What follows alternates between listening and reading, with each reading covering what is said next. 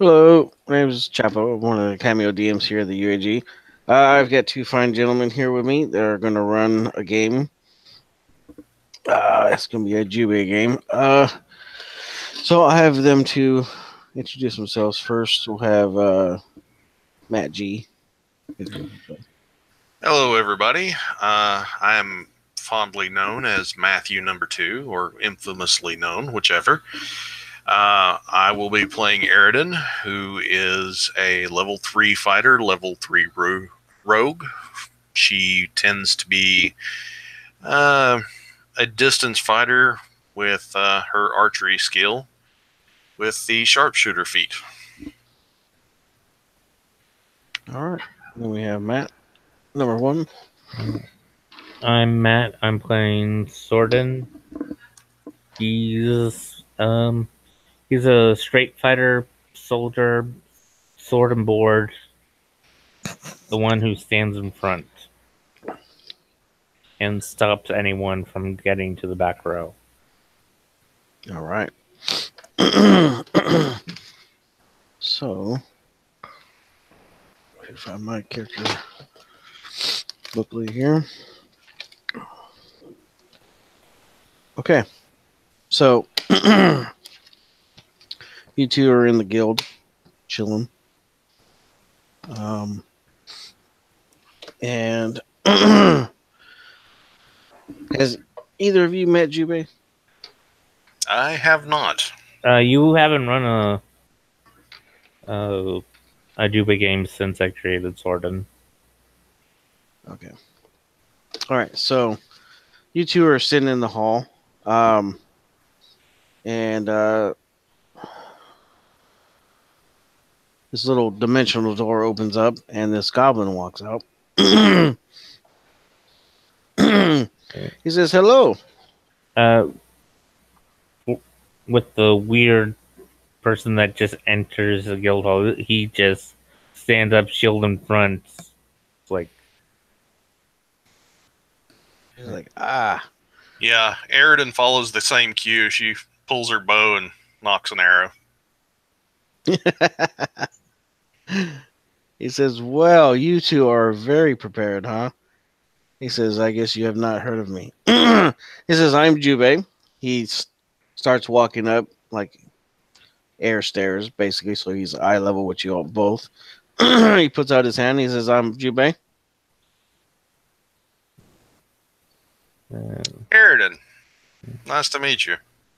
Thornton shakes your hand. He says, "Well, I see nobody else is here. Nobody around for the fuckery." He says, "Well, so has it. I have a mission. If you two are interested." Well, I could use the experience and some money. And you? What kind of mission? He says, "Well, you're both soldiers, so it'll be a soldier mission. I need you to acquire something for me. It's gonna be like hush hush." Snatch and grab? Kind of soldier, yeah.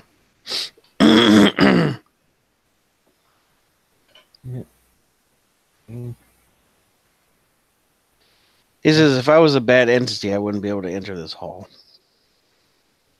Okay.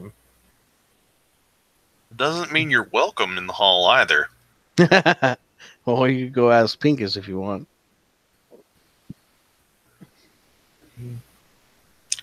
I'll holler over to bartender and say, "Can you vouch for this little man?" He says, "Yeah, Jubei. Yeah, he's been in here a lot. Usually comes in, offers a mission, and whisk you away in one of his dimensional doors. And they come back, usually with scars and money."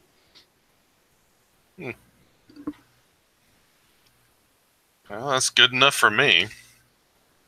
Yeah. You hear this message in your mind, and he's talking to you and your Afridi. He says, "Don't worry, I know who you have inside you, but it has no bearing on what we're gonna do. Yeah, he's generally along for the ride unless I'm in desperate situation. Yeah. He says, "Okay, well, with that," he says, "these two tables pop up in front of you with 3 healing potions on top of it, and a cheeseburger." He says, "If you wish to have those, you can take them with you. If not, then I'm ready when you are, unless you need to acquire something from your storeroom." No. No, I should be. I'll take the healing potions, and I prefer to fight on an empty stomach, so I'll do without the cheeseburger for now. Okay. Was that 3 healing potions each, or just 3 total? Yeah. No, they're 3 each. Okay. Standard 2d4? Yeah. All right. He says, "Well, let's get going." So he waves his hand. He opens another dimensional. He says, "If you'll step through, we'll get going." Okay.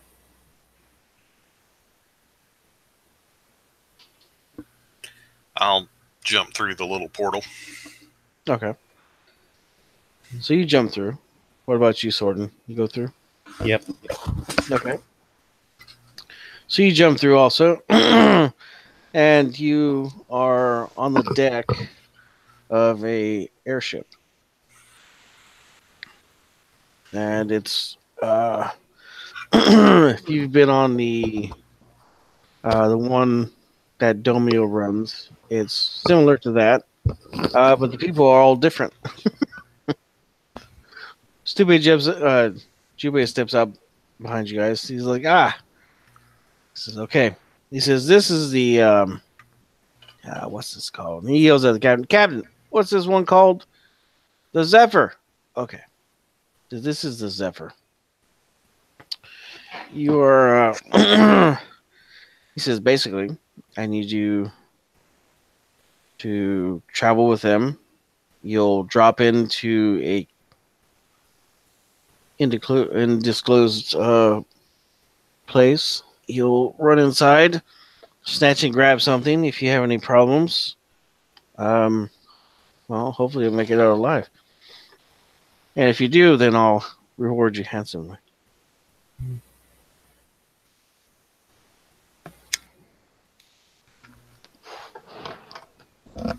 Seems simple enough. Yeah, that's pretty straightforward. All right. So, he says, "All right, with that," he hands you each a piece of paper folded up. He says, "That's the information for the mission, and I'll see you when you get done." And he opens the door and he pops through. So, I look at the piece of paper. all right. So, piece of paper says, "Hello, adventurer. I am Jubei, lesser god of fuckery." He says, "You have been contracted to a secret mission to acquire a vase. This is no normal vase, as it is, in truth, a phylactery of a lich. No worries. The lich is currently preoccupied with some of my other people at the moment. You just need to sneak in and find it. The keep that it is located at is currently being guarded by a troop of hobgoblins.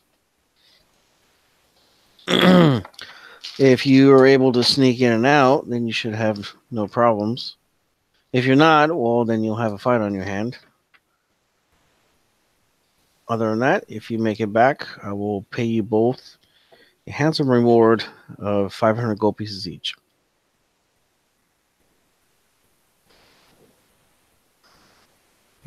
And also some extra stuff. Seems like a sort of odd lich to be guarding its phylactery with hobgoblins.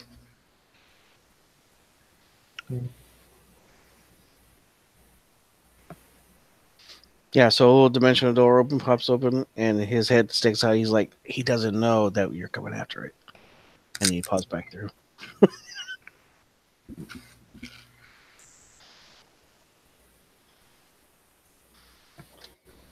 So, anyways, If you treat an item like an insignificant item, people will believe it's an insignificant item. there you go. So you're on the deck.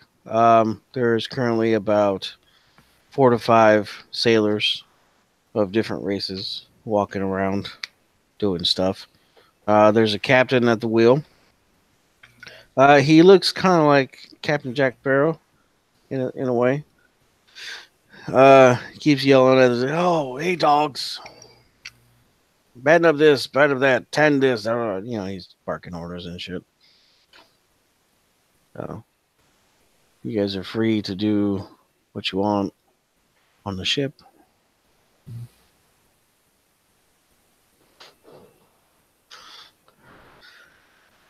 Bosun mate comes up to you guys. He's like, "Hello."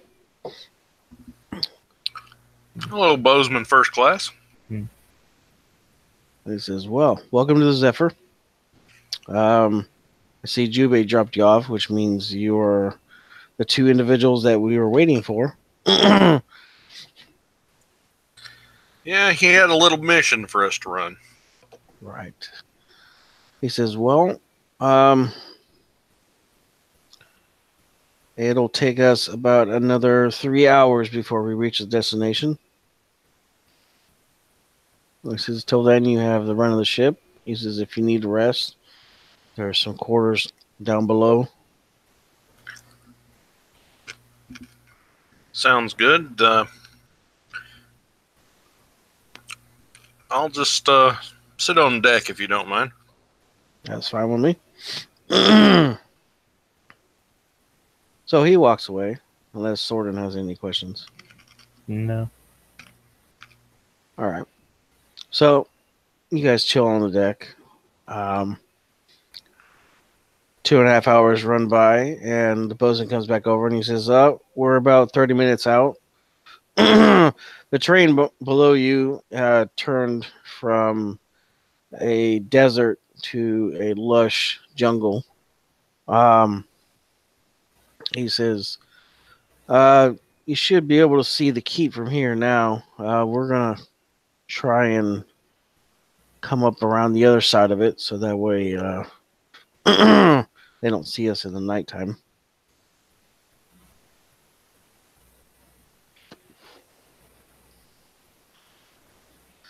He says, we have these show rakins that you can ride down there." Um, and he points over to the spot on the deck, and you see these 2 large pterodactyl looking like birds uh, with a riding harness on it, on its back. It seems to be about That's new. 4 of them. He's like, "Well, I don't think you guys been part to this part of the world. Otherwise, you would have recognized these these show breaking."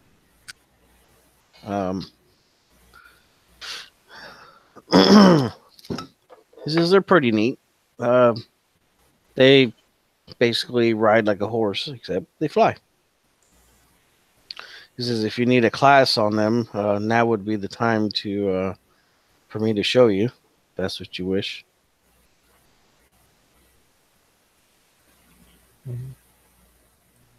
Yeah. Oh. Yeah. Just need to know what what they're trained to respond to. Well, they will respond to verbal commands like a horse. Um, and just like a horse, you use your feet and your hands to control reins. Your feet will have you stick them in the stirrups, and if you lean with your legs or your body, they will respond and bank to the left or bank to the right or dive. He says we also have these. These. He walks over to one and he pulls off this like this like brooch off of one of the saddles. He hands it to one to Airden and one to you. He says if you put those on your lapel there or whatnot, you should be able to have some kind of communication with them. They'll understand you a little bit better.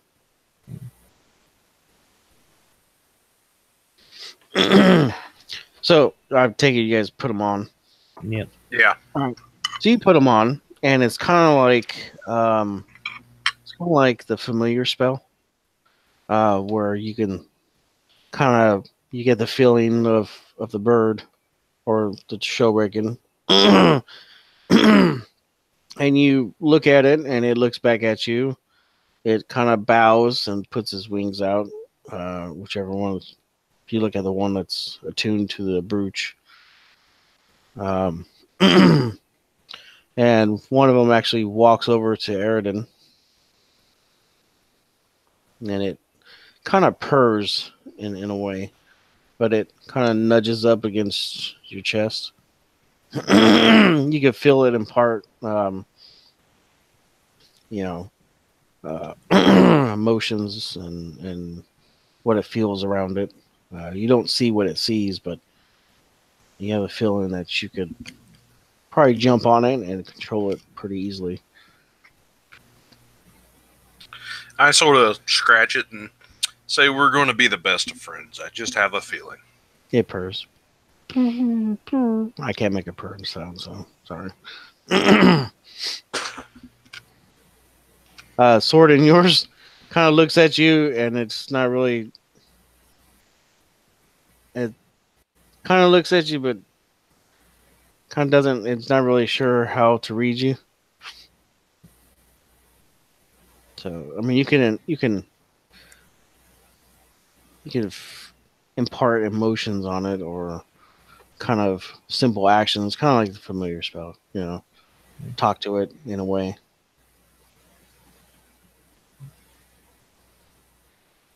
You can call it over to you if you want, or Nah, I'm good. okay.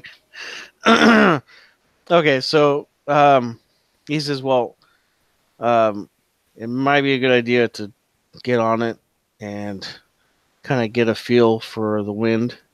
He says you don't have to take off from the ship, but you can kind of glide in the air with the ship over the deck. So you can get a feel of how it moves. All right, I climb on, mentally project to it to hover about 4 foot off the deck, keeping pace with the ship. Okay. So there's a nice wind coming over the deck. So it pushes its wings out and catches a nice draft, and you can feel it hover off of the deck, and it's just kind of gliding there. It seems to like start sliding backwards, and it flaps its wings a little bit and keeps pace with the ship. And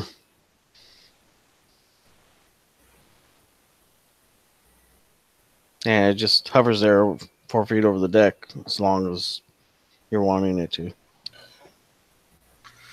I'm assuming there's some sort of mast or something on the ship. Yeah, there's like a mast. Is there something that I could shoot an arrow at just to get a feel of shooting from this thing's back? Is that what you're wanting? That's what you're kind of imparting to it? That you want to like do a test fire run? Yeah. Okay. So you kind of lurch up kind of quickly. The difference between this ship and the other ships is that it actually doesn't have a bladder. What it has instead is it has a sail that kind of, there's 2 masts, okay, and the sail is kind of like a wing, and it comes out on either side of the ship. Um, and so once you get up closer to the wings, you can actually feel like currents of air, like being pushed underneath it for it to glide on the air in a way. And once you hit that pocket of air, um, the Showraken starts flapping his wings a little bit more because it's getting buffeted by heavier winds. But then it kind of goes up above that and it slides, it banks to the left and gets maybe about 50 meters from the ship. And you can see where there's actual target on the ship, where you can see some of the sailors have used before for like longbow All right. or archery, you know. Yeah, I'd like to just get a couple of test fire shots at that thing. Okay. See if I can keep my balance on the show rig. All right. So, how do you want to do this? Do you want to just like fly by and you shoot, or do you want to dive bomb it and shoot? Or, I mean, I'd like to dive bomb and shoot one shot, and then just a quick pass and a shoot as I go past. okay. So it banks sharply to the left, and you're basically horizontal with the ground. But the harness itself has like a buckle where you can strap yourself in. And so it flies off probably about 200 meters away and then circles around pretty quickly. And then it kind of flies really fast, really, actually, pretty fucking fast. And it looks like it's going to fly right,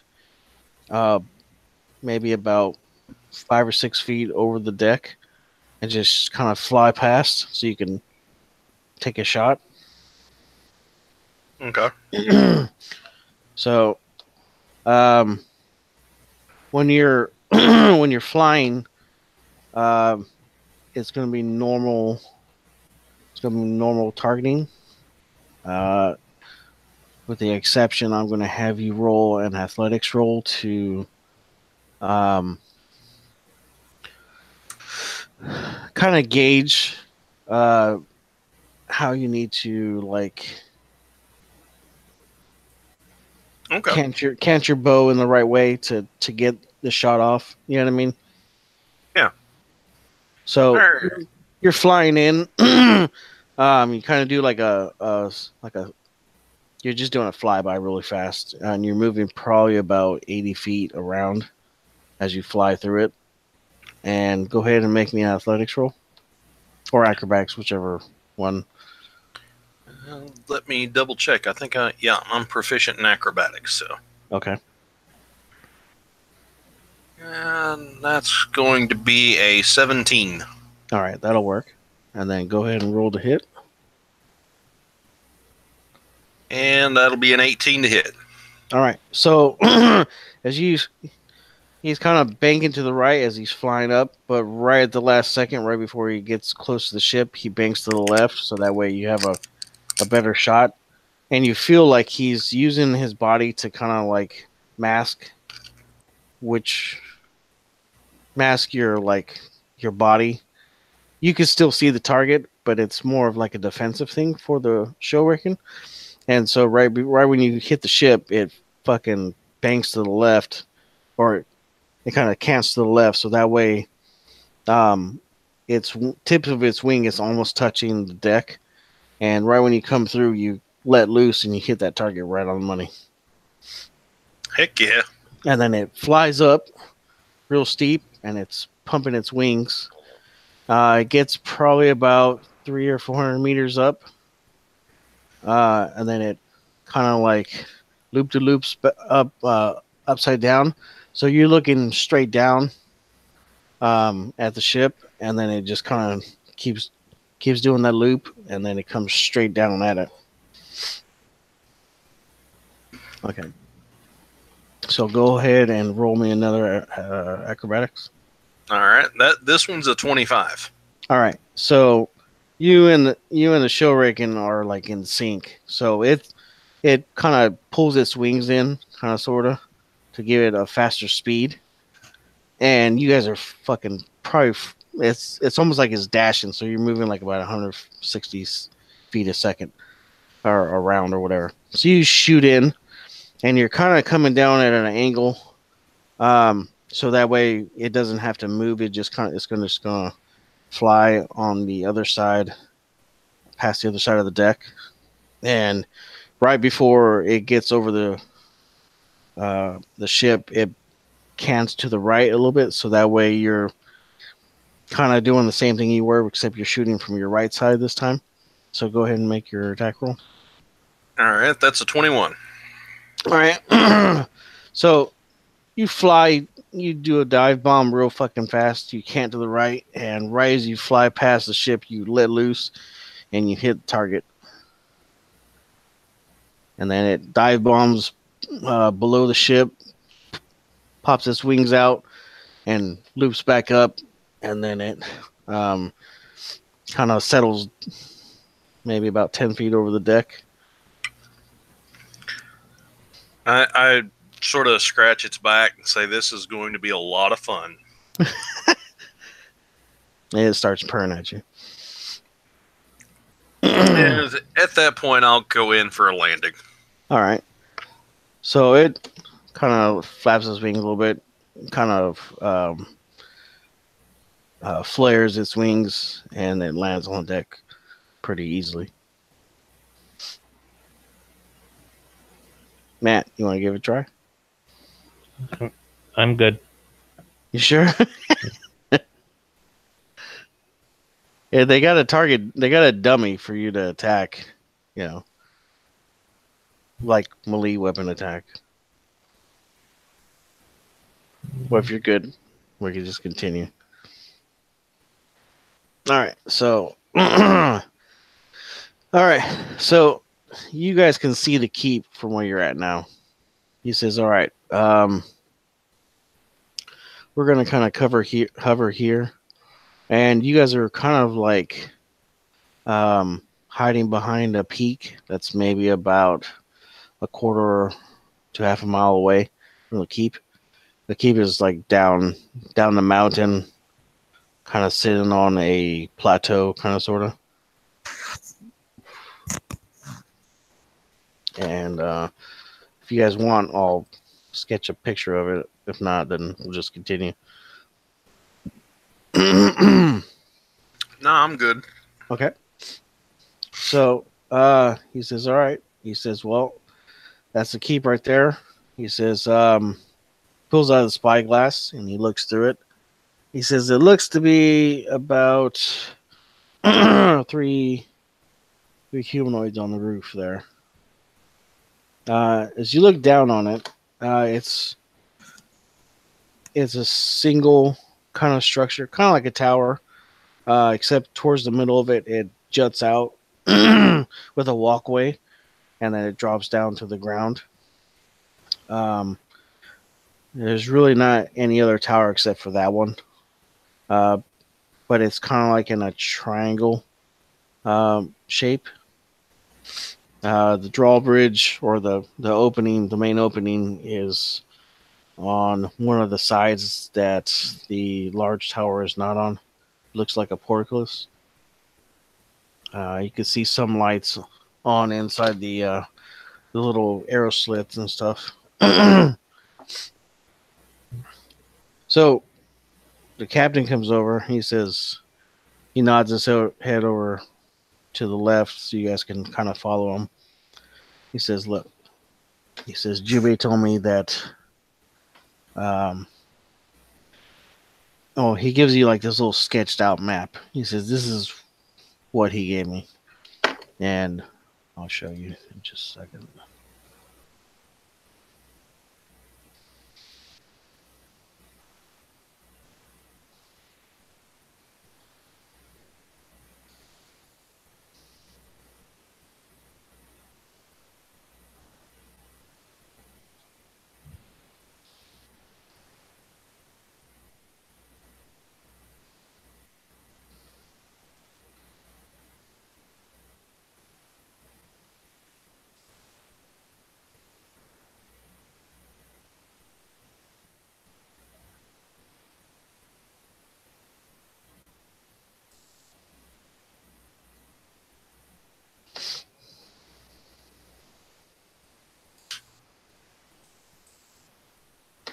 Okay. He says this is what it looks like.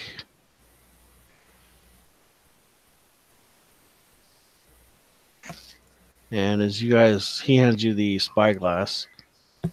How far down are the humanoids? From where you guys are at, they're probably a third of a mile down. Like if once you guys glide in with a show raking, um, there's one there. Actually, there's two here on top of this big tower, and there's one down here. This other one. The towers, they're not that big round, and you can see that the keep is not really overly huge. If you look at it from the side,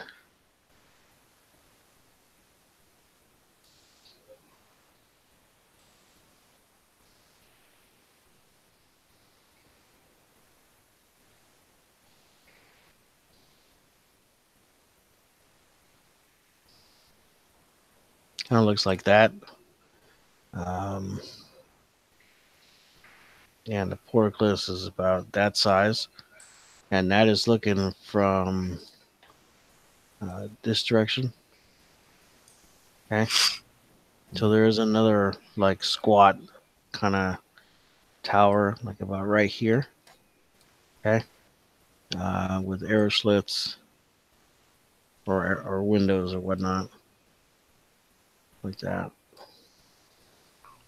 So it looks like these maybe like 2 stories high, and this one's maybe about 3 or 4. Um, And the and one this, that's 3 or 4, is that the one the two are standing on? yeah. So you could just see the top. Like if you were, you could tell from looking down there that you could probably see just the tops of their heads over. Like that's their silhouettes, and then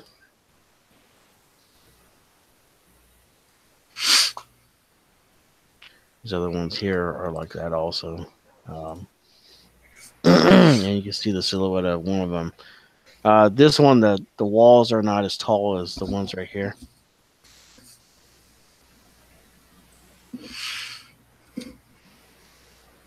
Well, I'll turn the sword in and I'll go, do you want to circle around and attack the tall tower from behind and sneak in from the top? That'd probably be best. Everyone looks down, no one looks up. That was my thought. Yeah, they're probably not gonna be like looking to see if you guys are coming from above.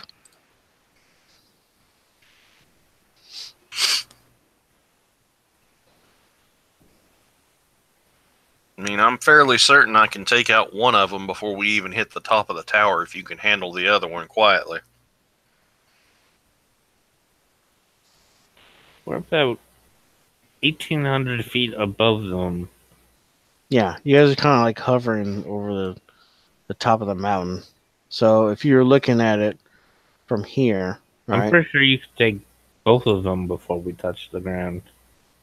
Like say here's the keep, okay, and it's like on a plateau kind of sorta, and then the mountain goes up like this. It's it's a lot larger than that. I'm just giving for reference, but the ship is actually right over here. It's kind of almost resting on the peak a little bit, but from where you guys are sitting, you guys can still see down there. Well, it's actually probably more like right here, maybe. So when you guys fly down, you'll be coming down like this in that direction.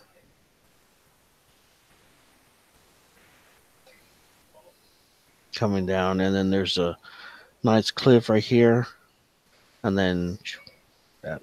So, yeah, the portal cliffs is right over here, that area.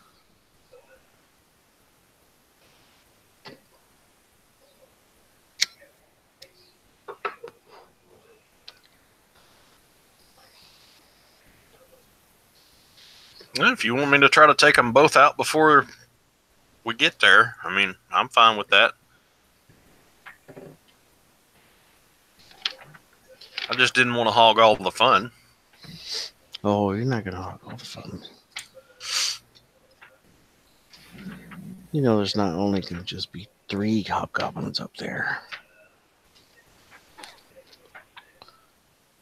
I just gotta find one. Oh, there they are. Yeah, so that's what you guys see. Yeah. I'm pretty sure those things don't fly at like 300 feet around, so you'll have No, they dash. you'll have a lot of time to take shots at them before we reach. Yeah. It's a matter of how fast you can take them down before they do something to alert the others. How many arrows can you shoot around? Just one. Just one? Yeah, I haven't got my extra attack yet at level 5 fighter. Oh, okay. And I, haven't discovered a way to get Swift Quiver yet. Oh, okay. So, if you roll well enough on your stealth, you'll probably get 2 attacks. I'll say you get 2 attacks as you're coming down.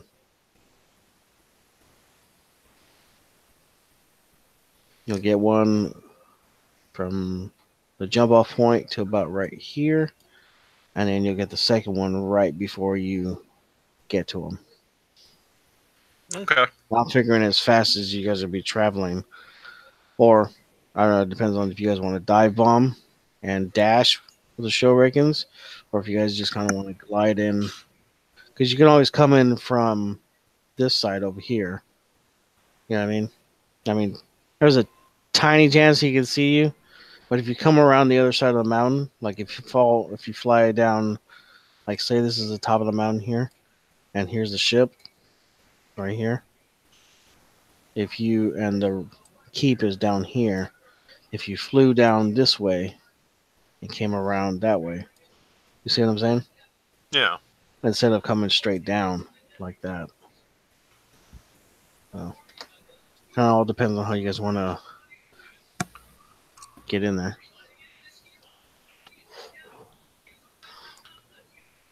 And whether or not they notice that one of them gets hit with an arrow too. If you take him out in one shot, then there's a good chance the other one won't hear anything but like a thud, you know. And by the time he turns around, then you might get your other shot too. So you know what I mean? Where's the shadow on the mountain? Yeah. No, It's nighttime, so I'm gonna say the moon is in this direction. So, you guys are gonna be coming from pretty much full darkness almost. I mean, there's gonna be some moonlight; you'll be able to see them, but for them to notice it, it's gonna be really high on their perception levels. Yeah. But you guys already know where they are because you look through the. Oh no! I was asking Chad about them because if we're coming down in the shadow, it would be really hard for them to notice us. Yeah. The shadow would probably be on this side right here, coming down at them. Yeah. And if you're coming from around this way, then you'll probably have more of the moonlight on you guys.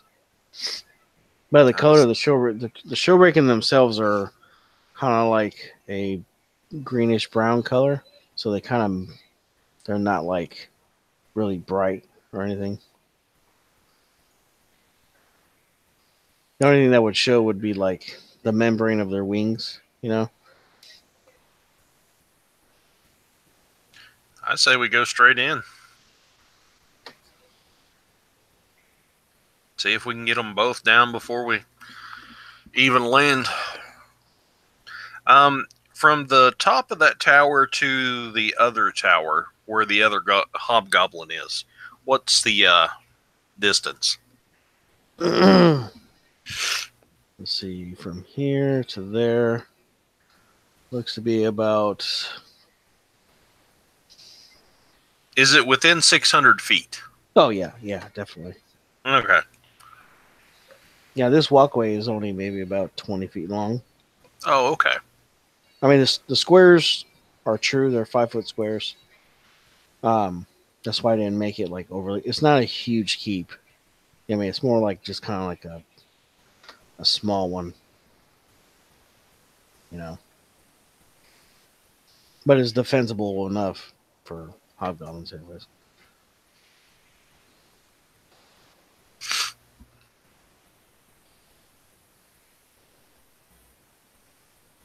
Well, Sordan, you want to ninja this stuff? I don't know how well I can do that, but we can at least try.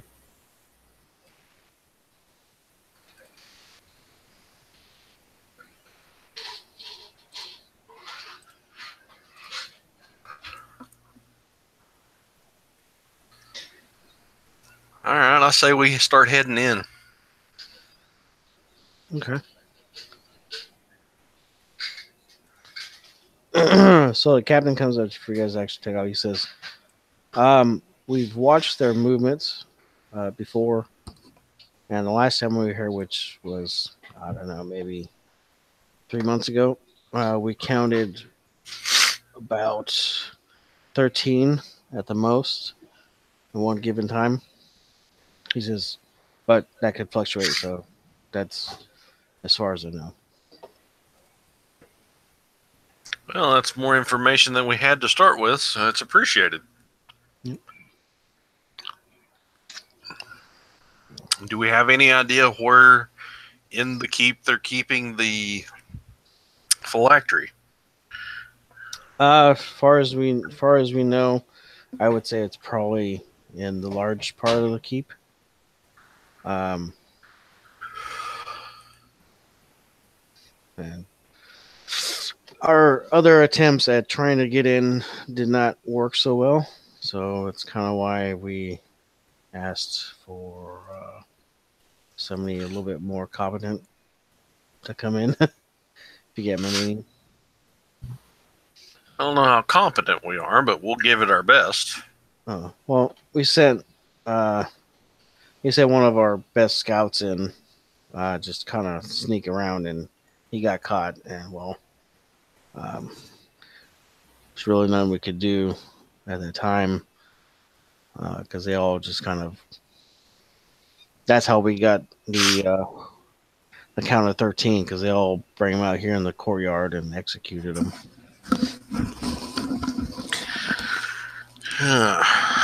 That was unpleasant. It, Um, yeah. my next question was going to be if there was any chance he was still alive.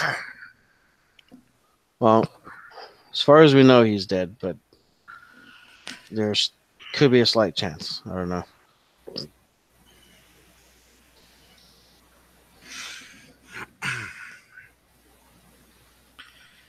All right, well, let's. If there's no other questions, I say we make the attack run.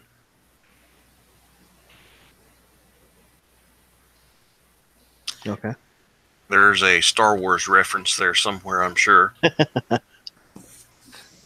The vent is only 2 meters wide, no, or whatever it was.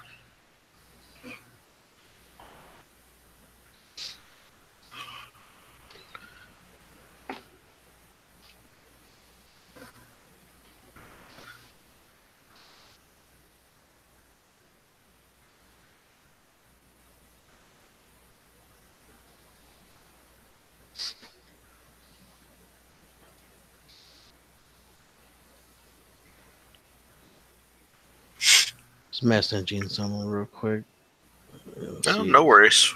Messaging Mr. Wilson since he's back on here on Discord. See if he wanted to jump in before.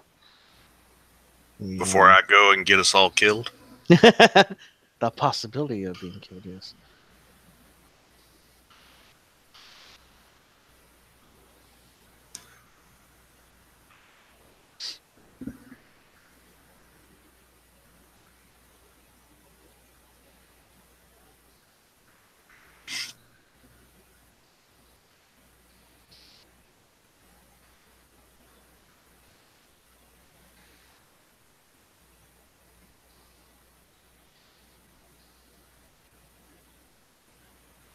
Yeah, didn't answer me back yet.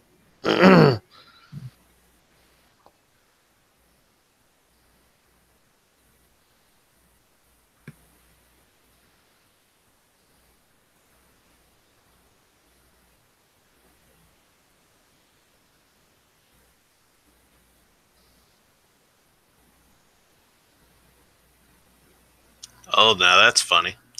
What's that? I just was scrolling on my Facebook feed and saw a meme of Bill Clinton staring at Ariana Grande, and the catchphrase is "Find someone who looks at you like Bill Clinton looks at anyone who isn't his wife."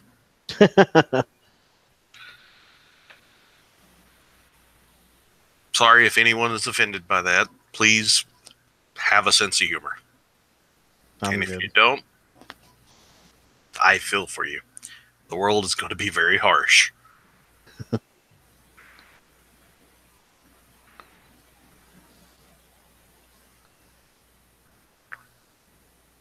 All right. He hasn't answered me back, so I'm gonna say he says no, and we'll just continue. So let's see. I'll get this back up.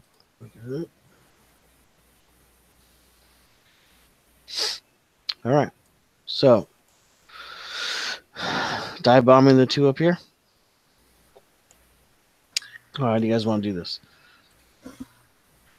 Straight down the mountain is kind of what I was thinking. Okay. What you got, Matt? No, that's the same plan I got. Okay. Okay. So I need you guys to roll me an athletics roll or animal handling. I guess would work well too. Should have thought of that earlier. How about acrobatics? That works for me. All right. Either one of those three rolls would be fine. And then roll me a stealth roll. Wheel.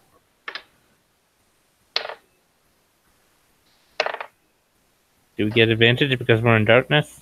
Yes. All right. Acrobatics roll is a 20, a dirty 20. Stealth roll. First roll is a 21. Second roll is a 29. All right. I got 15 on athletics and 11 on stealth. I did not roll well. Okay. The advantage was a 5. Ah. Oh, that's okay. So you got an 11 on stealth. That still beats out them. Okay. So you fly down, hauling ass. Almost got like tears coming out your eyeballs because you're flying so fast. Shh. And go ahead and make your first attack roll. All right. Which one are you aiming for? Number this one or that one? Which way are they facing? Okay. Are they... So I'm gonna give them. That guy is facing. This guy is facing this way at 11 o'clock, and the other one is facing at the 9 o'clock. So he's looking this way. Yeah, I'm going after the 9 o'clock one. Okay. All right, so let me look at this to make sure I've got all this in my head. All right, so Don't forget you get sneak attack. oh yeah, sneak attack, and I have advantage because I'm assuming they're going to be surprised. Yeah, he has. Actually, better yet, the surprise is an automatic crit. Nice. Because I've got assassinate. Oh shit.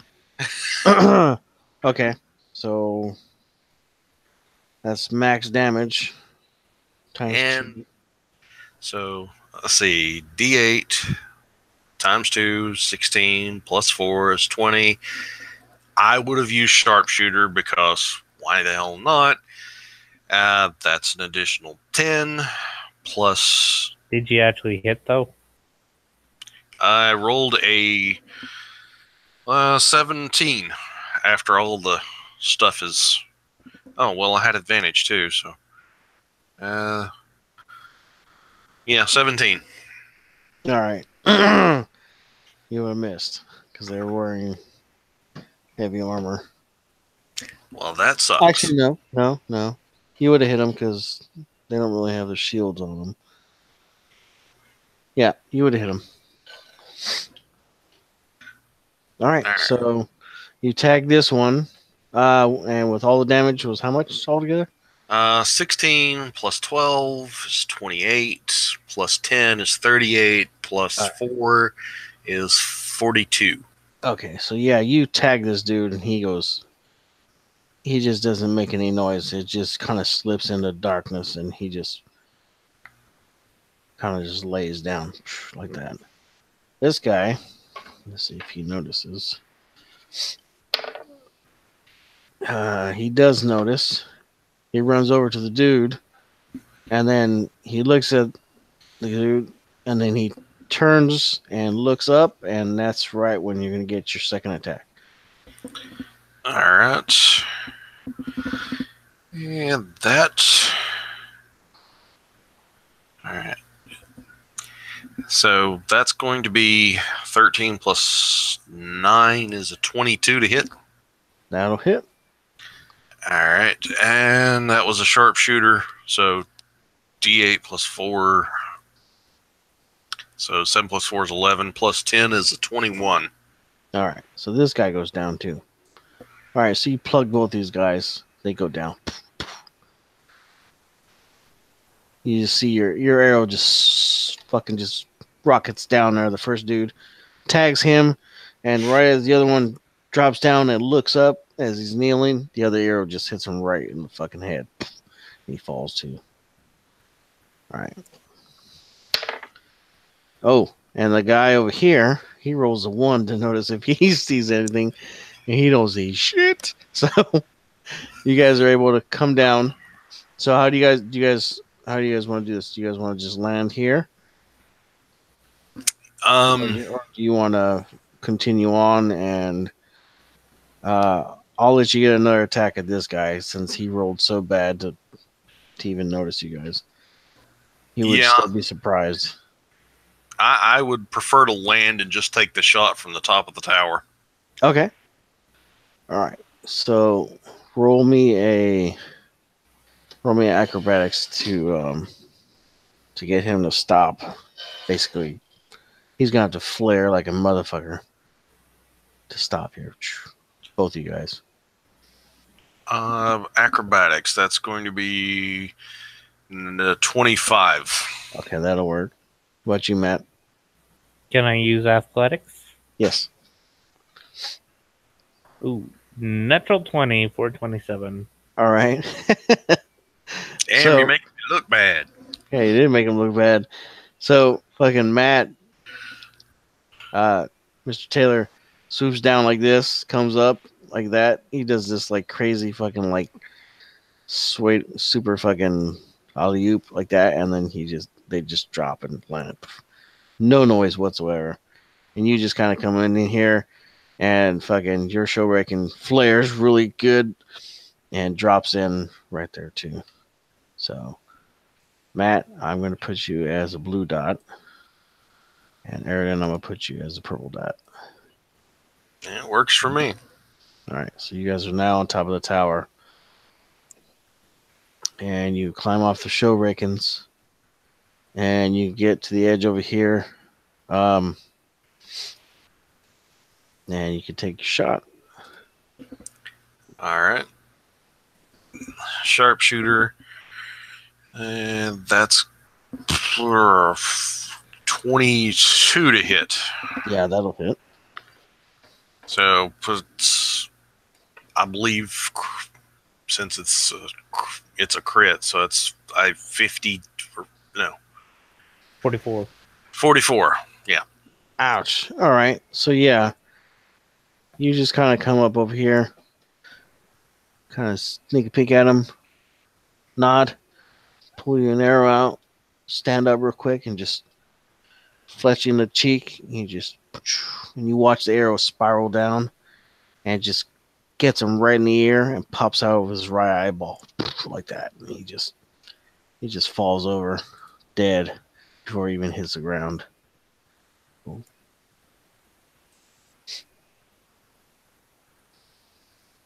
So these two guys are now no more threat, and this guy is no more a threat also. Okay, so top of this tower here, you see a set of stairs going down right here. Okay, they just you just walk down, and when you get down there, there's a platform here like that, and another set of stairs that go down. Right there. All right. Is it lit or is it dark? You can see torchlight coming in from the first level that you get to. Okay. I would like to stealth my way down. All right. You care if I go ahead, Sorted? No.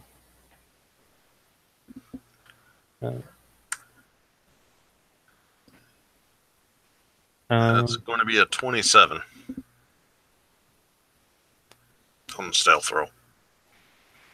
Okay. All right. So you sneak down there. I got another natural 20 for a 23 stealth as I fall with them with my shield out. Fuck ninjas. God damn it. Well, I just rolled 2 natural 20s in a row. That never happened. It does in a Jubei game. I guess. All right. So you guys get down the first flight of stairs here. Okay. And actually that's right there. And you see right where this comes down, there's another set of stairs, and they just kind of basically go like that in a spiral down. So you come down here, and you see that there is. Hold on. Bless you. Excuse me. Or Gesundheit, whichever you prefer. All right. That works for me.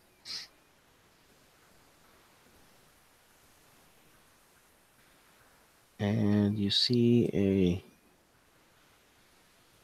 a bed here. And another bed right here. And you see a desk, a small desk right there. And you see some other cabinets and stuff right over here. There are 2 hobgoblins sleeping in these beds also. As you guys come down. And in you're here. And Sordin, you're there. And I just nod to Airden, and then I sort of use my head to point to the hobgoblins. Okay. So you guys going to take them out? Yeah. All Why not? I think I'm going to let the assassin do that. Okay. All right, assassin. Get in there and do your dirty job. All right. Sharpshooter and all that good jazz. I don't have any daggers. I just sneak up and slit their throats. All right. So that's going to be a dirty 20 to hit. Okay, that'll hit. So that's 44 damage since I'm assuming, asleep. Actually, I should probably roll with disadvantage because they're laying down, right? It would be a disadvantage if they're awake, but since they're asleep, I'm gonna say that you still have advantage because, what are they? I mean, it's not like it's a smaller target, you know. Okay. And you're using sharpshooter, so it's not like you're having an extremely hard shot or whatever, you know. Yeah. I can see if it was a pinhole about this size and you're trying to get a fucking arrow through to hit somebody 500 yards away, that would be extremely hard. I'm still waiting on the one that I have to make a shot through a keyhole. Oh shit! Yeah. You might have to do that today. Oh God, I shouldn't have gave you any ideas. Good job. All man. right. So, yeah, 44 damage for the one. If the other one does not wake up, I will take another shot. All the right, same stuff. You kill that one. I'm gonna see if he has. No, he does not wake up before he dies. So you coup de grace this one basically. This guy's toast. Bye bye. And you come over to this one and go ahead and make your attack roll. All right, that'll be a 18 to hit. That'll hit. And, well, 44 points of damage. All right. Yeah, he does not wake up either as he slips back into darkness forever. He is toast. Okay. So they were basically in their loincloths anyway, so if you would have rolled a fucking like 13 or something like that, you still would have hit his ass. So these two guys die. There's a desk here, and there's a cabinet here. Well, can I... don't know whether I should do this or not. Roll an investigation check to see if I can find anything. Okay. You should have a base +4 with that headpiece you're wearing. Actually, I'm proficient, so I have a +7. So 17? Actually, I didn't roll yet. I was just saying. Yeah. Oh, yeah. Base is 17, yeah. Passive 17. Yeah. Okay. You're still going to have to roll because it's not going to be that easy to find. Okay, well, natural 20. Okay. So, what did you find with that 27 investigation? Oh. I find all's the stuffs. Okay. So, you're looking in here, and now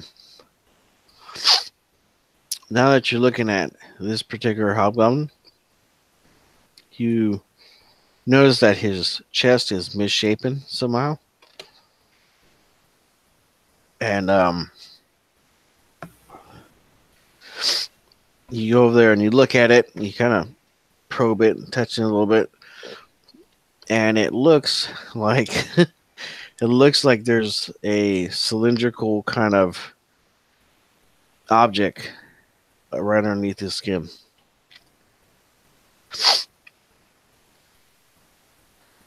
You happen to have a knife, Sordan? No, I have a sword. Well, you guys find a dagger in their gear around the room. Each of them had a long sword and a shield, and each had a dagger. This guy had a long bow. So you do find a dagger on one of their gears. All right. So what I need you to do is roll me a nature check. Okay. I do not think I am good at that. Actually, I'm not bad at that. I have a +4, but I'm not even proficient. And that is a 17. Okay. So you start cutting into the skin. Okay. And you have to cut through some of the layers of muscle and stuff like that. But once you break it open, and it's kind of gory, a little, you get to where you can see the shape of something, but of course it's covered in gore and shit. Um, but as you're moving stuff around, you accidentally nick the phylactery with your blade, and as you do that, a wave of energy flows away from it like a burst. So both of you need to make a wisdom save for me. Oh boy. And this is the point where I turn evil and take over the world. I got a 22 with a natural 19. I got a wisdom save -1. That's going to be a 15. Okay. So Sordin, you see Eridan over there, cutting away layers of meat and other shit, breaking rib cage and stuff to get to this phylactery. And just by accident, she actually taps. You can hear it tap the phylactery with the blade, and this burst of energy flies, like just burst out from it. It waves over you, but you're able to just kind of fight it off. But you look over to Eridan, and she is not moving. She's still in the same position she was when she tapped the phylactery. And as that happens, you start hearing alarms inside go off inside the building. Is this phylactery the one we're looking for, or is this a separate one? Roll Arcana. That's a 9. All right. Even with a 9, you're probably pretty sure that this is probably the thing you're looking for. Because okay. I'll grab the why would a hobgoblin have it inside of him? You know what I mean? I'll grab the phylactery and I'll grab Eridan and head out. All right.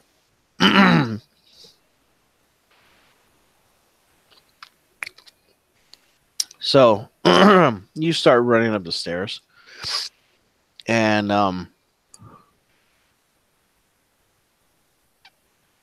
once you get to this platform here, and you're just about to turn on the stairs to go up to the top, you hear the showbreaking start screeching, rah, rah, and then you hear wings beating, and you hear this large, loud thud hit the top of the keep. You keep coming up? Yeah. All right. So once you get to the top of the keep here, right over here. Oh, that works. You come up right up here. Damn it. I wanted blue. Son of a bitch.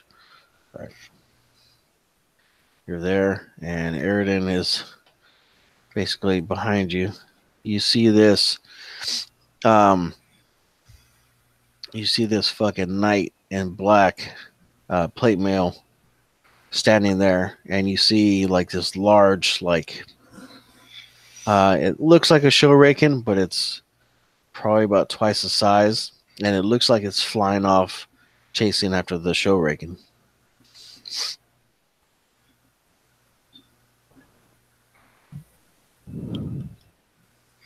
Roll initiative.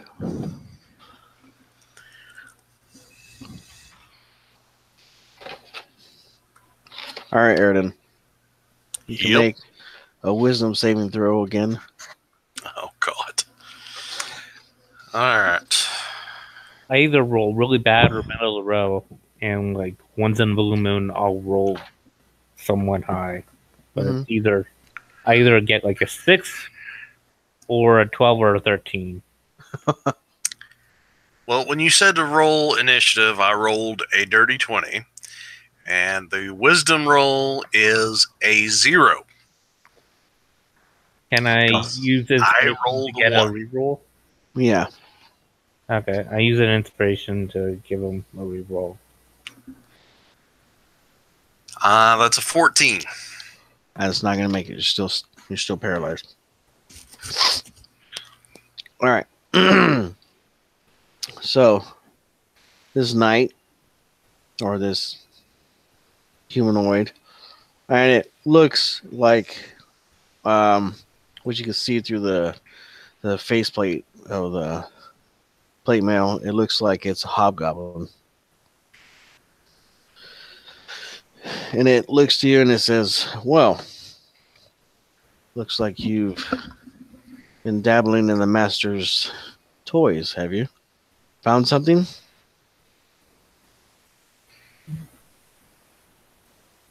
Says, "Why don't you just hand that back and I'll end you quickly."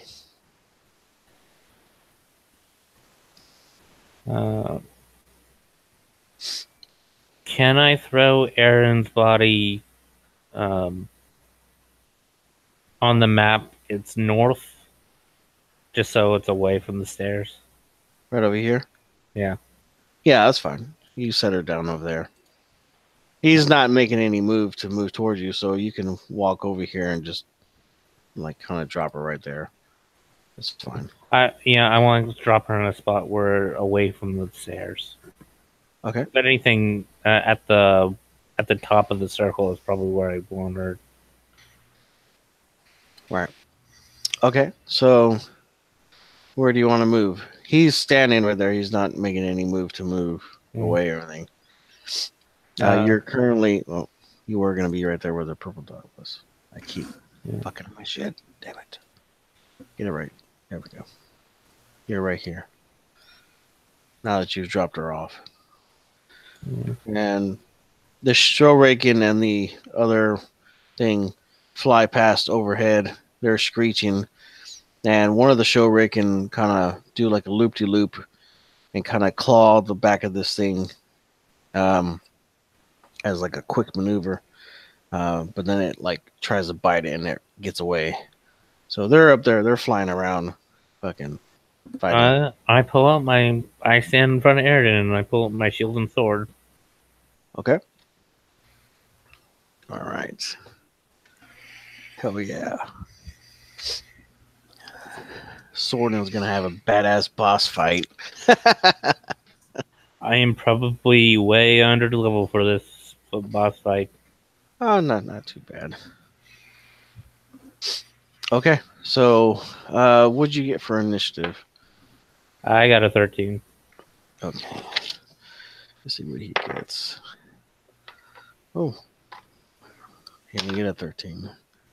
He got a 21.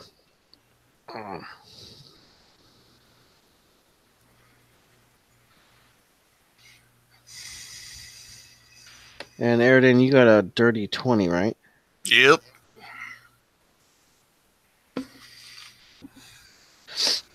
Okay.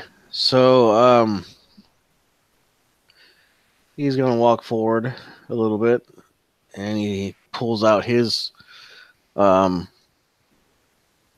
he pulls out a long sword also, but he doesn't have a shield or anything. And he's like, so it's going to come to this.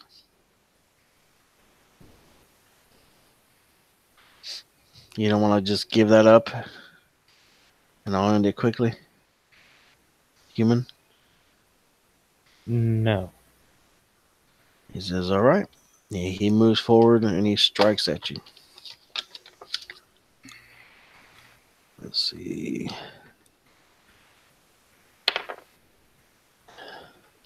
Does 18 hit you?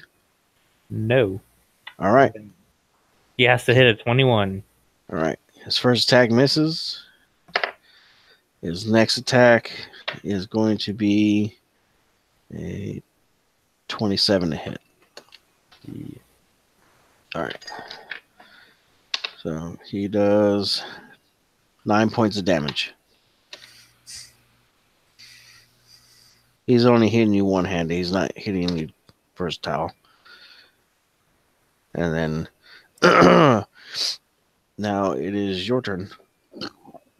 Okay. Healing potion. Okay. It's a free action. It's a free action.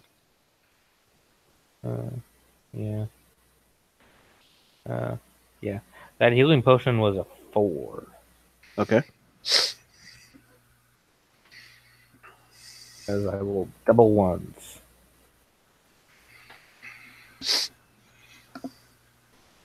Actually, you know what? No, he still would have hit you. My bad. I was looking the wrong one.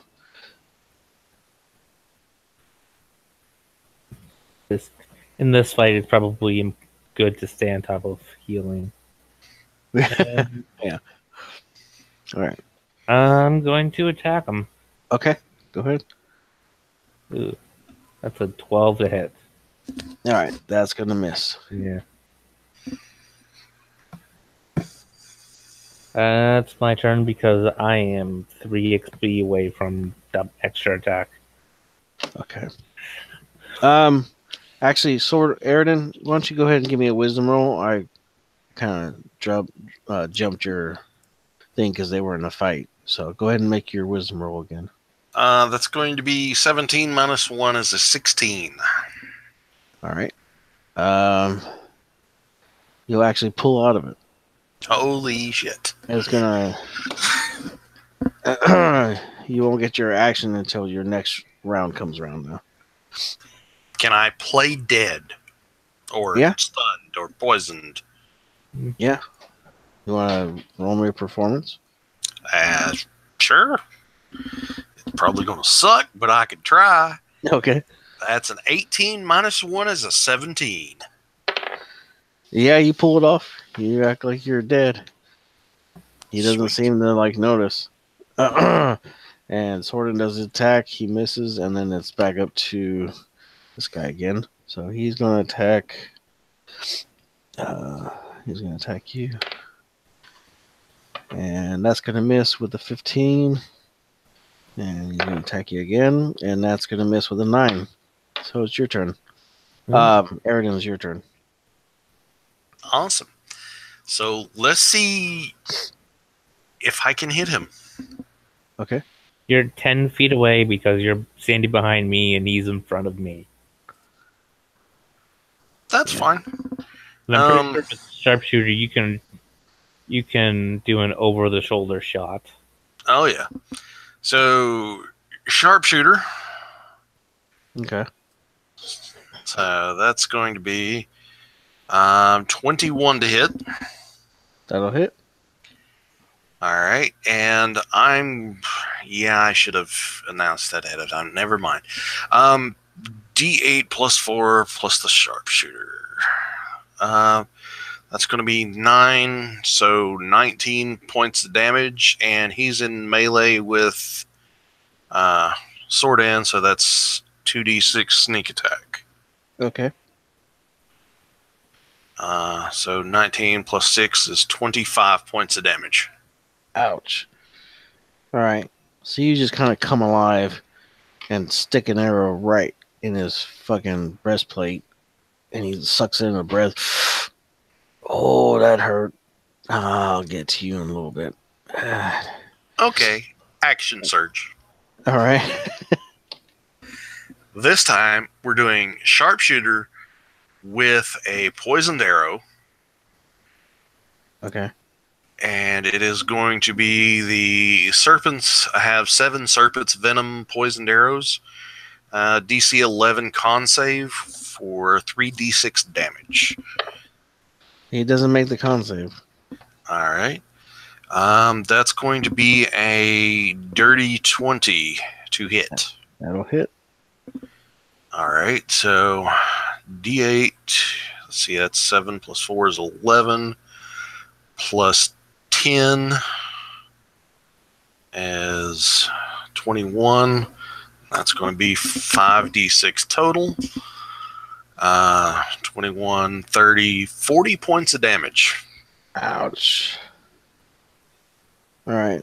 You tag this dude again, right on top of the other one. And he just like... I wink at him. He says, "Okay, you guys are serious." And it's Sorden's turn now. Okay. I can never get good rolls. I got a 15. That's gonna miss. Okay, so he is going to riposte you.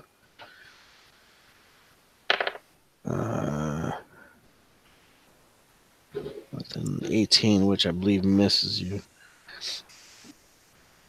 Yeah, because you got a 21 for AC, right? Yep. All right. So top of the round is his turn, and he is going to point his fist at Aridin, and Aridin make a dexterity save. All right. Let me see what my modifiers are. +3.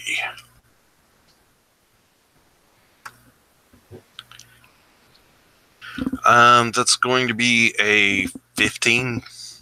All right, it's not gonna make it. Okay. All right.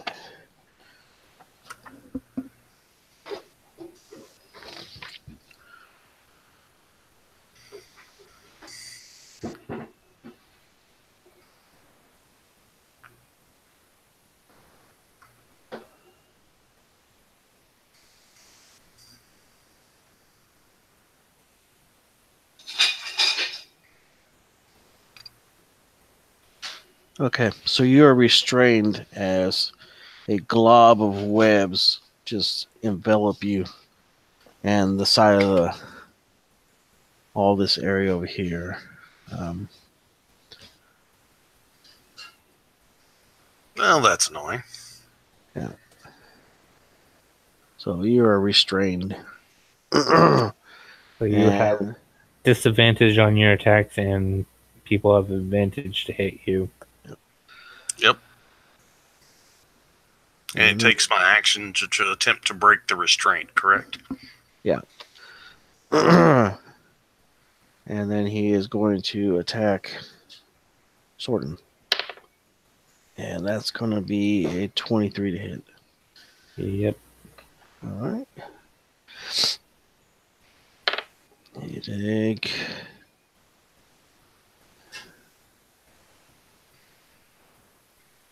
11 points of slashing damage.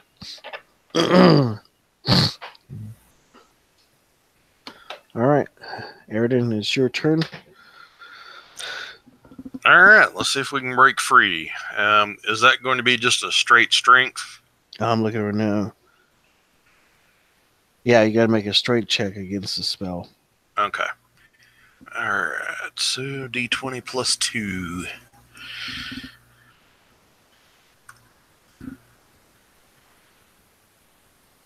Yep, that's a 5. All right, yeah, so you're still restrained. All right, Sorden, your turn again. Okay. Once again, I'm going to try and hit him with a. Getting closer. It's 17 this time. Probably not going to hit, but it's getting closer. No, you missed. Yeah. They got close, though. It kind of you see this spark of metal against metal as your blade kind of slices across his breastplate. All right, top of the round, and he is going to attack Sorden. Let's see. Oh, yeah, I haven't been saying it, but every turn I've been drinking a potion. Okay, that's fine. First attack, he's going to miss you with an 18. This next attack, he's going to miss also with a 1. So let me see what the hell he does here. All right, so he chucks his sword over your left shoulder and into the webs right next to where Aridin is.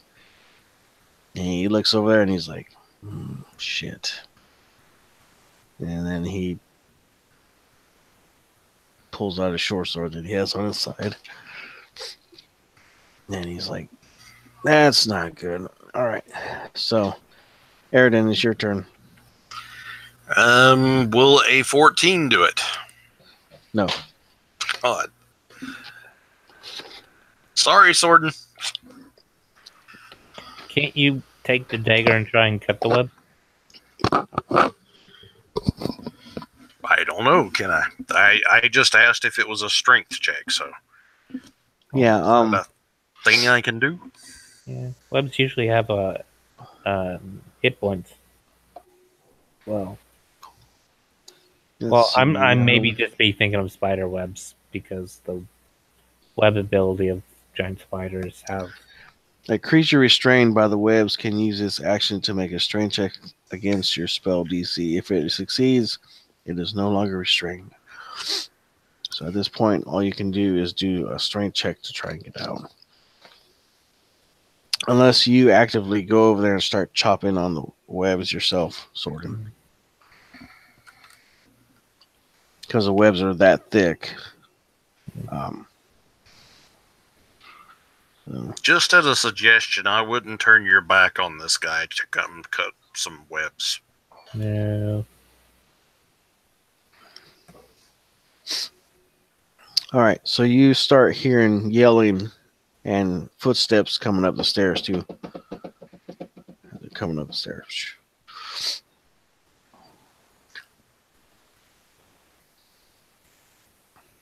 Okay. Still gonna try and hit him. All right. Finally, 23. That will hit. He has to make DC 15 strength save. Okay. He does not make it. He lost the short sword. Oh, you disarmed him? Yeah. Nice. And he took 9 points of damage. Okay. All right. Yeah.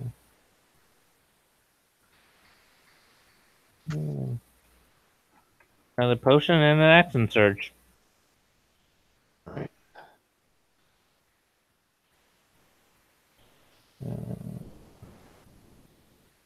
Gonna use inspiration to reroll that 11 into a 26.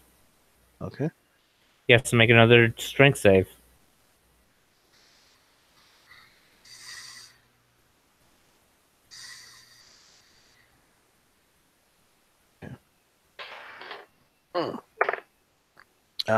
He rolls a 7.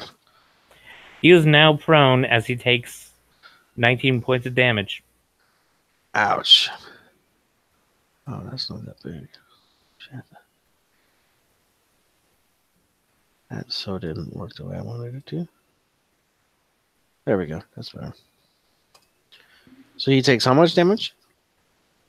21? 19 from that attack that knocked him prone, and 9 from the attack that disarmed him. All right.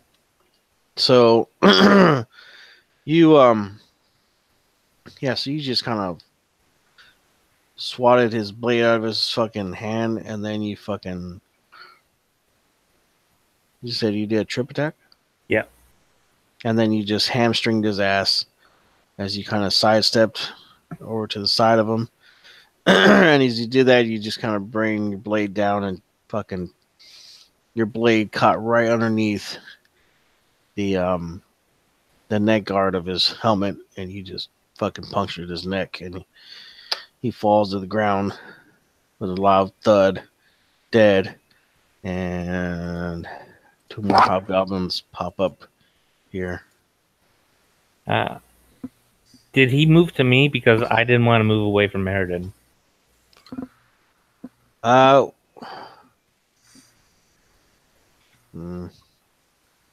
Yeah, I guess you would still be there. Yeah. Anyways, he's dead. Yeah. No more. Anyways, so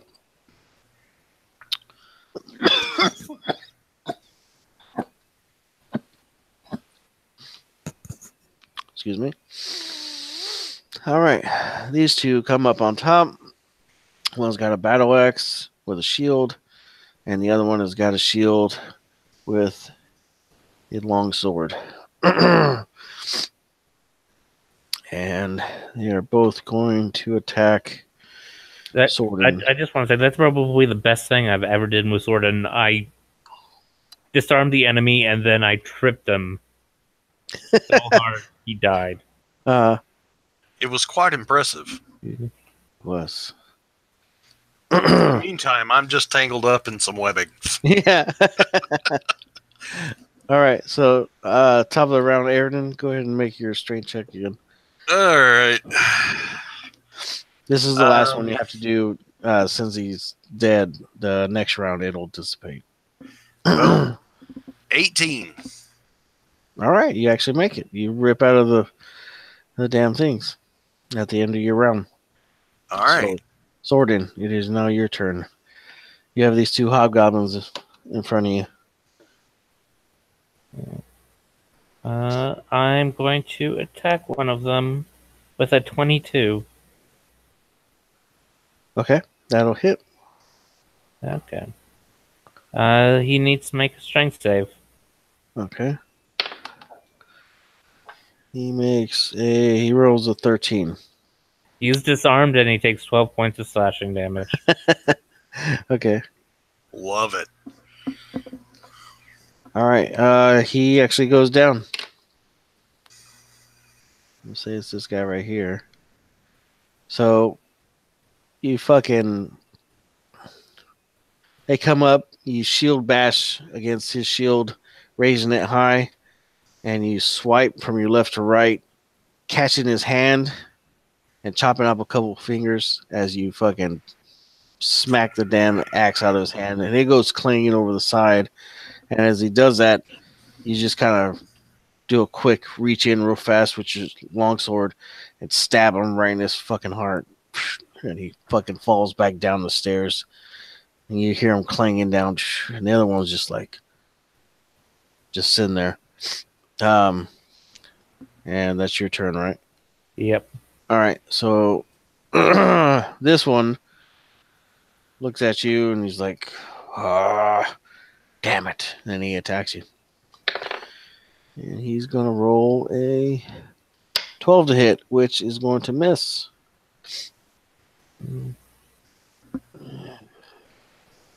Yep. All right, Airden, it is now your turn. You are up and back in the fight. All right. I want to circle around to the upper right-hand side of this. Yeah, right in there. All right. I need you to make me a perception roll too, please. All right. Perception. Oh, you're blue. Oh, Yeah. I am purple. Yeah, you're It is the purple nurple. purple. That's going to be a 9. Okay. All right. Boy, I rolled real good at the first of this game, and now I can't roll for shit. Okay. All right. So what are you gonna do? All right, so yeah, let's shoot the hobgoblin. Sharpshooter, I guess. That's going to be 9 to 18 to hit. That'll hit right in the money. All right, that's going to be 6 plus 10 is 16 points of damage, and 2 sneak attack because he's in melee with Sworden. Mm-hmm. So 2, 6, 16. Don't worry about it. He's 24 right. points. So you do 24 points of damage. Okay, so you kind of like sashay over here, right? And you're glistening in the damn moonlight. And you just kind of, and as you're moving around, you pull an arrow out, you fletch in the cheek, and you're like, I think you get him right there. And then, like out of nowhere, he drops his guard. His shield drops down right just enough to where you can see his eyes. And you're just like, I got your ass, motherfucker. And you let go of that shit, and that just shoots. And you watch that thing go slow motion as it just pierces him right where the bridge of his nose is and pops out the right behind his left ear. And you get that nice blood splatter on Sorden's face as he fucking drops right here. And right by that time, a pair of claws grab you on each one of your shoulders, and you are lifted up into the air Somehow knew that was coming. as this fucking huge ass fucking, and it looks a lot like the Shuriken, but just a lot larger and more ferocious looking. And it grabs you and it fucking takes off with you. And as you're doing that, and as you're being taken off, Sorting, you can get a AOO as this thing flies past you with Eridan in its claws. Mm. Does a 22 hit? It does. Okay. Sentinel. I kind of figured it was going to work. All right, so roll your damage. It's 9. Okay, so this Actually, thing fly. I'm going to use my last superiority die, which is crap. I rolled a 1 on it. It has to make a strength save. All right. I can if it fails, I can make it drop 1 weapon or item it is holding. Okay, it rolled a 19 for its save. Okay. I still All got right. the extra 1 damage, so Okay, so you did 10 points. All right. So, you just cleave this. You just watch this dude's face just explode with blood, and right about the time you hear this, and you hear Eridan fucking go shit, right, or whatever she says, and you turn your head to the left as you see this thing pick her up and start moving this way really fast. And just for some reason, you're just like, fuck this. And you fucking backhand it. Are you right handed? yeah.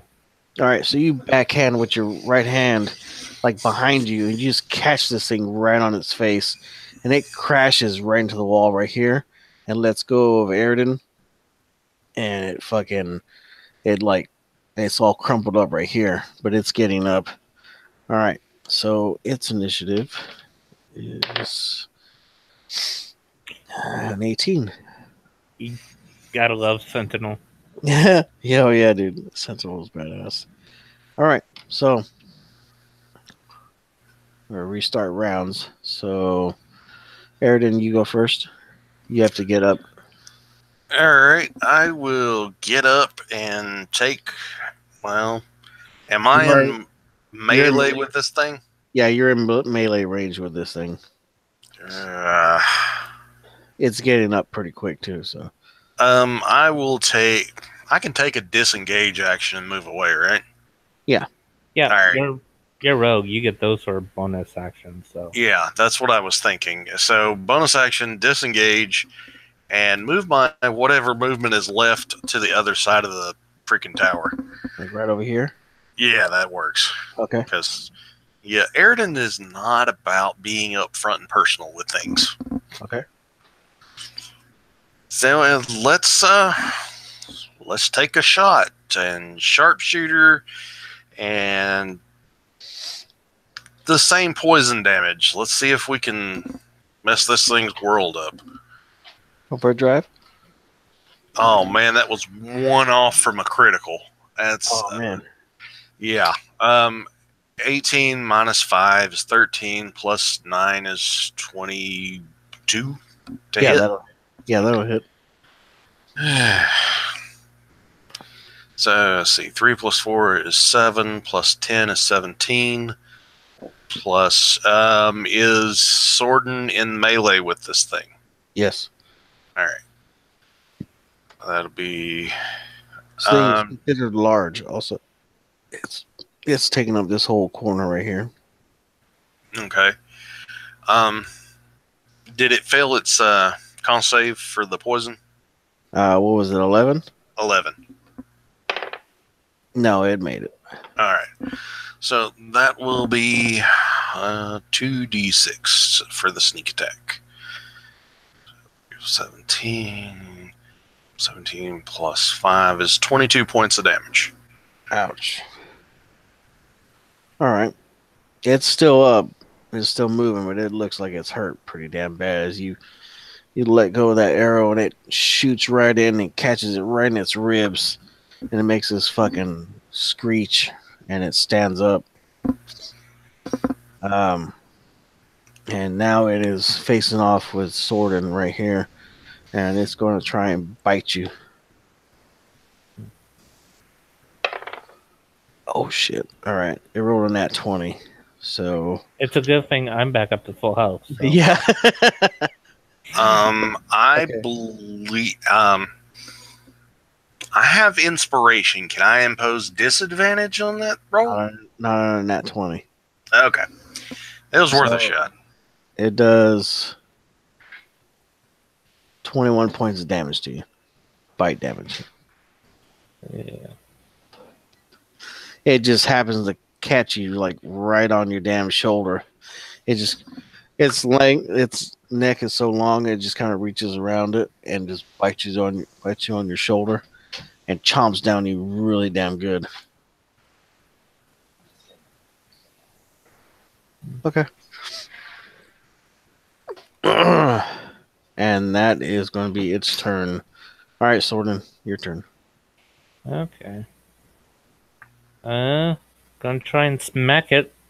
I got it with a 23 for 13 damage. All right. So you tag it with 13 damage. All right. So, roll me a strength roll real quick. Just you're 20 and a strength. Okay. I potioned for another 8. That's fine. I only got a 14 strength. All right. I'll give you advantage on it. Yeah, the advantage was 12. Okay. So, you reach up and grab it by one of its fucking. You grab it by its neck. It starts lifting you up off the ground. But as you come in with your fucking sword and you dig that bitch right down at where you would think its collarbone is, and the strength in its body just leaves it, and fucking he pushed that motherfucker down to the hilt, and you can feel it connecting with bones as it's grating against your blade as you stick it down, and it screams again, and it tries to bite your face, but your hand is holding its neck so it can't reach you, and fucking it starts falling over the fucking edge, and you're holding onto it. And fucking you both fall over the edge. So make me an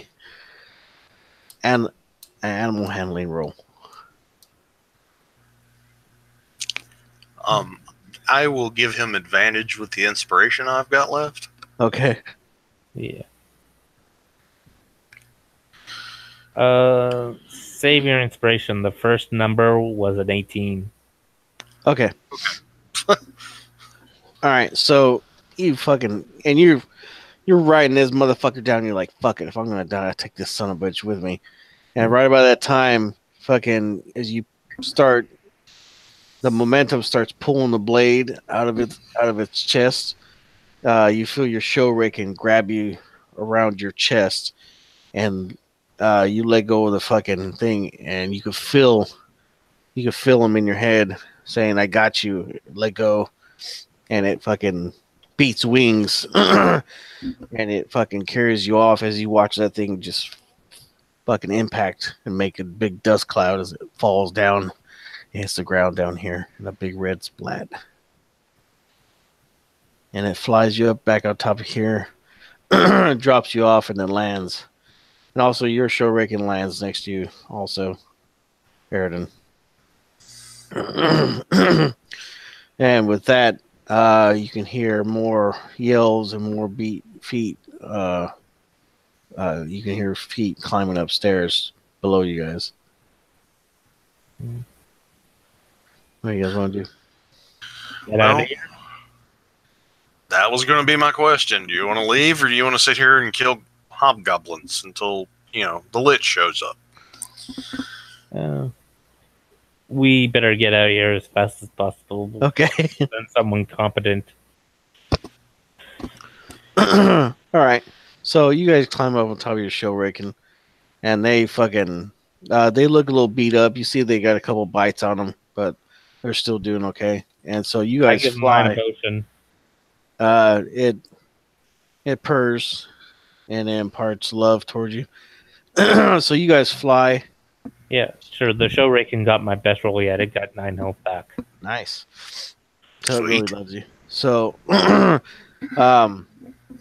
you guys start flying up, right?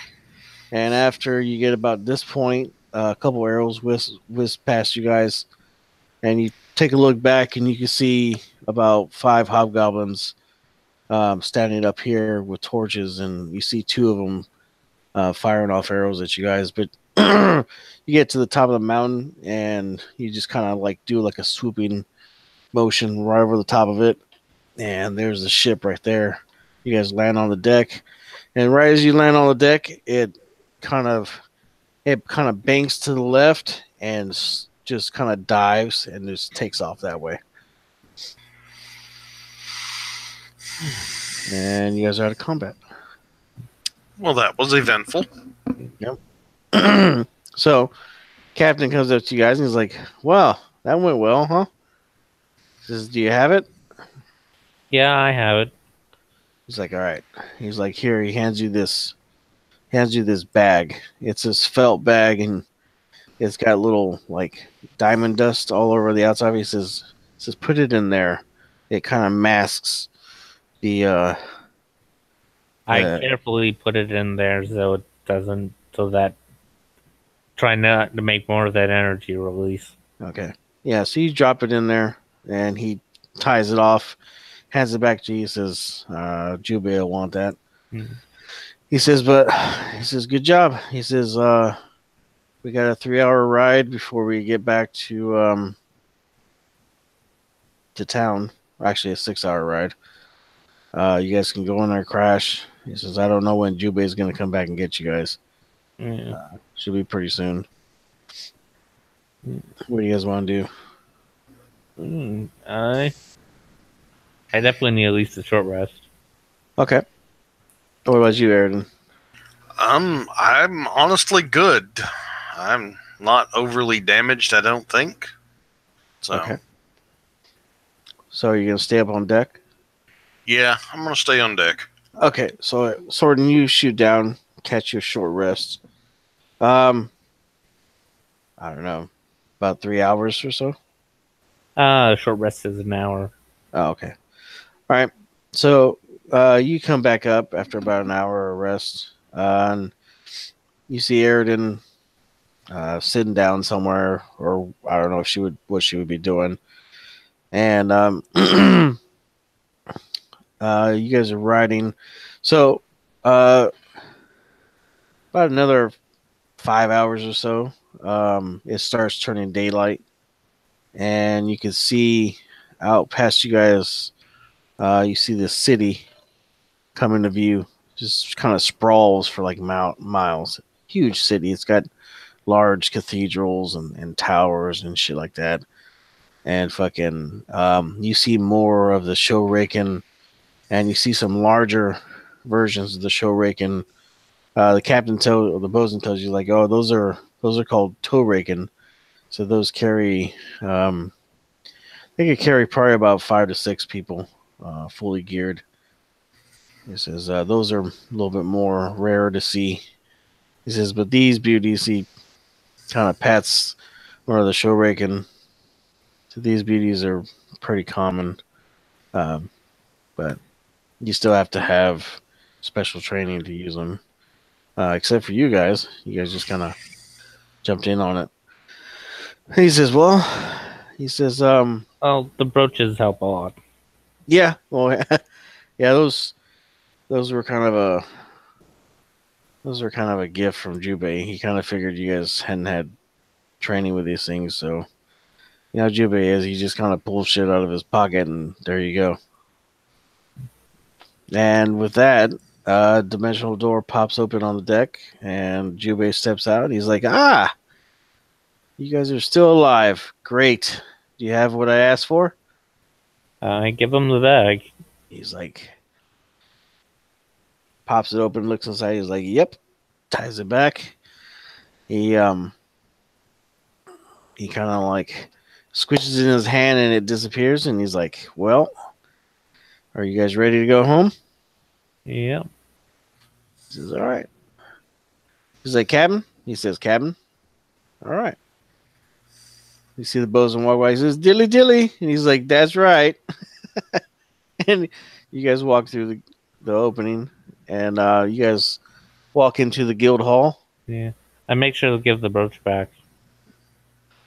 Oh, he says, "Oh, thanks." He says, "These are going to come in handy." He says, "If you're ever in the neighborhood of," and he spouts off some city name, but you kind of don't catch it as you're walking through the door, because right by the time you see three of those large things that hobgoblin was riding kind of swoop in, and these three fucking these three plate mail clad like warriors jump down on the deck. And about that time, you're like, "Oh fuck!" And you turn around, the door closes on you guys, and you guys are back in the guild hall. Well, that was interesting. He says, "Yeah, they have a lot of turmoil in that area." He says, "But that lich has been causing quite a stir, and once I give this to the city and the archmages, they think they'll be able to turn the tide. That lich was enlisting and gathering a large army northeast of that town." He says, he's been causing a lot of trouble. He says, "But you don't have to worry about that, because that is not in Airwood, this world here. So." Well, you just got a door to everywhere, don't you? He says, "I am the god of fuckery. I can do what I want. Well, not always, but if it works within my my parameters, then I can."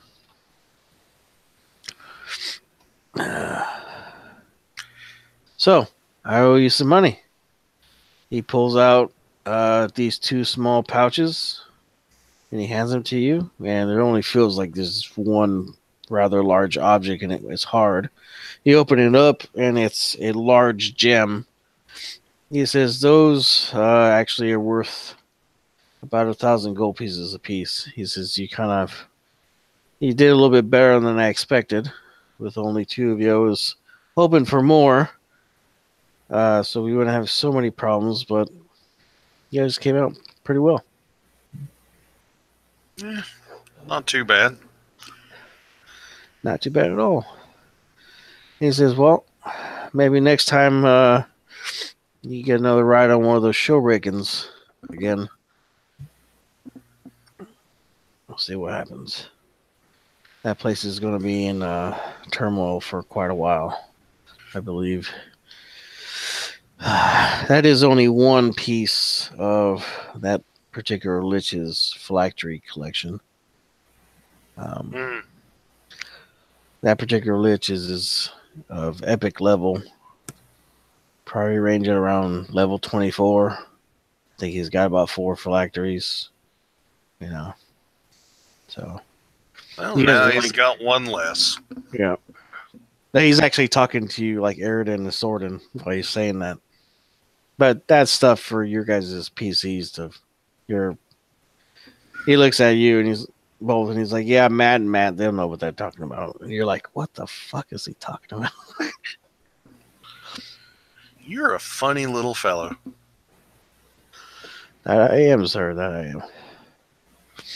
Well, good luck. I'll see you next time. And with that, he opens a dimensional door. Right back to the same deck that everything was happening on. And you see him hurl a fucking fire. Kind of like the same thing that you have with your 3D power. Mm-hmm. He hurls one of those kind of things at one of those fucking things and just blasts the shit out of it. And then the door closes. And the last thing you see is him fucking gripping one of the knights with his hand and fucking like tearing his fucking armor off. And then the door closes. Pilling that dude like he was an orange. So, it's